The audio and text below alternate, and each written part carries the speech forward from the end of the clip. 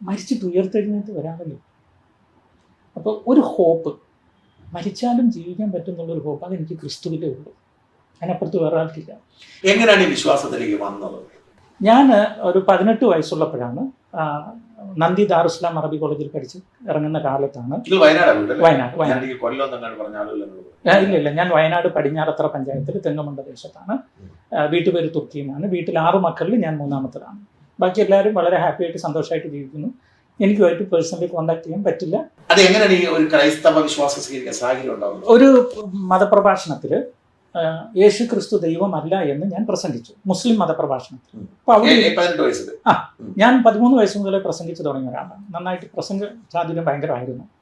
18ാം വയസ്സിൽ ഇതിങ്ങനെ പ്രസംഗം, അതും കണ്ണൂർ ജില്ലയിലെ ഒരു പള്ളിയിലാണ്, താഴത്തുവായെന്ന് പറയും, പയ്യന്നൂരിൽ പ്രസംഗിച്ചപ്പം ഒരാൾ ചോദിച്ചൊരു ചോദ്യമാണ്, യേശു ദൈവം അല്ലെങ്കിൽ പിന്നെ അയാൾ ആരാധിച്ചു? യേശു ദൈവമല്ലെങ്കിൽ യേശു പിന്നെ ആരാധിച്ചു? ഇപ്പൊ ഈ ആരാന്നുള്ള ചോദ്യം തലക്കടിച്ച ഞാൻ ഖുർആൻ വായിച്ചപ്പോൾ ഖുർആനകത്ത് പറഞ്ഞത് കലിമത്തുല്ലാഹി റൂഹുല്ലാഹി എന്ന വാക്കാണ്. ദൈവത്തിന്റെ വചനവും ദൈവത്തിന്റെ ആത്മാവും. യേശുവിനെ കുറിച്ച് പറയുന്നത് അവൻ ദൈവത്തിന്റെ വചനമാണ്, അവൻ ദൈവത്തിന്റെ ആത്മാവാണ്. അതിനെ മറിയാമിന്റെ ഉദരത്തിലിട്ടു, അതൊരു മനുഷ്യനായി ജനിച്ചു എന്നാണ് ഖുർആൻ പറയുന്നത്. വളരെ പ്രധാനപ്പെട്ട വാക്ക്. വചനം എന്ന് പറഞ്ഞാൽ എന്താ? ഞാൻ എൻ്റെ അന്നത്തെ 18ാം വയസ്സിലെ ചിന്ത, ഞാൻ താങ്കളോട് ഇപ്പോൾ സംസാരിക്കുകയും താങ്കൾ കേൾക്കുകയും ചെയ്യുന്ന അതല്ലേ എൻ്റെ വചനം, അല്ലേ?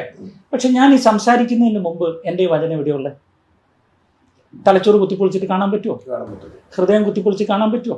അപ്പം എൻ്റെ വചനം എവിടെയുള്ള? അപ്പം ഞാൻ അന്ന് ചിന്തിച്ചു, എൻ്റെ വചനം എന്ന് പറയുന്നത് എൻ്റെ ആസ്തിക്യത്തിൽ ലയിച്ചിരിക്കുന്ന ഒരു സാധനം. എന്നിൽ നിന്ന് അതിനെ ഇങ്ങനെ ഊരിയെടുത്തൊരു സ്ഥലത്ത് വെച്ചിട്ട് ഇതാണ് എൻ്റെ വചനം എന്ന് പറയാൻ പറ്റില്ല. എൻ്റെ വോയിസ് റെക്കോർഡ് ചെയ്യാൻ പറ്റും, എൻ്റെ ഉള്ളിലുള്ള വചനത്തെ എടുത്തൊരു സ്ഥലത്ത് വെക്കാൻ പറ്റും. അപ്പോൾ ഖുർആൻ പറയുന്നു യേശു ദൈവത്തിൻ്റെ വചനമാണ്. അങ്ങനെയാണെങ്കിൽ ഈ വചനത്തെ ദൈവത്തിൽ നിന്ന് പിരിക്കാൻ പറ്റില്ല. കാരണം വചനം എന്ന് പറഞ്ഞാൽ ചിന്തയാണെന്ന്. അപ്പോൾ ദൈവത്തിൻ്റെ ചിന്തയാണ് യേശു എന്ന് പറഞ്ഞാൽ യേശുവിനെ ദൈവത്തിൽ നിന്ന് അങ്ങനെ പിരിക്കാൻ പറ്റും. അപ്പോൾ ഇത് രണ്ടും ഒന്നാണ് ചിന്തിച്ചു. അടുത്തത് റൂഹുമിനുള്ളതാണ്, അള്ളാഹിൽ നിന്നുള്ള ആത്മാവാണ് പറഞ്ഞത്, ദൈവത്തിൻ്റെ ആത്മാവാണ്. അപ്പോൾ ഞാൻ എൻ്റെ ആത്മാവിനെ എന്നിൽ നിന്ന് പോയ പിന്നെ ഞാനില്ലല്ലോ, തെറ്റല്ലേ? അപ്പം അങ്ങനെയാണെങ്കിൽ ഞാൻ അന്നത്തെ എൻ്റെ ചിന്തയാണ്, ഒരു തീ കനലെടുത്തു വെച്ചാൽ തീ കനലിനകത്ത് ചൂടുണ്ട് പ്രകാശമുണ്ട്, ഇതിനെങ്ങനെ വേർതിരിച്ച് മാറ്റി വെക്കും? അപ്പം എൻ്റെ ഉള്ളിൽ ഒരു ചിന്ത തോന്നിയതാണ്, ഖുർആനിനകത്ത് യേശു വചനവും ആത്മാവാണെന്ന് പറഞ്ഞിട്ടുണ്ടെങ്കിൽ യേശു ദൈവമാണ്. ആ ഒരു ചിന്ത എൻ്റെ ഉള്ളിൽ കയറി പിടിച്ചപ്പോൾ പിന്നെ എന്തിനാണ് യേശു മനുഷ്യനായ എന്നുള്ള ചിന്ത വന്നു. എന്തിനാണ് യേശു മനുഷ്യനായത്? ഈ ചിന്തയിൽ ഖുർആൻ വായിക്കുമ്പോൾ ഖുർആൻ 10:94 ഫഇൻ കുന്തും ഫീ ശക്കിൻ മിമ്മാ അൻസൽനാ ഇലൈക ഫസ്അലിൽ ലദീന യഖറഊനൽ കിതാബ മിൻ ഖബ്ലിക.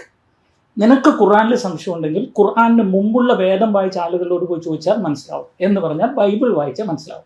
തൗറാത്ത്, സബൂർ, ഇഞ്ചീൽ.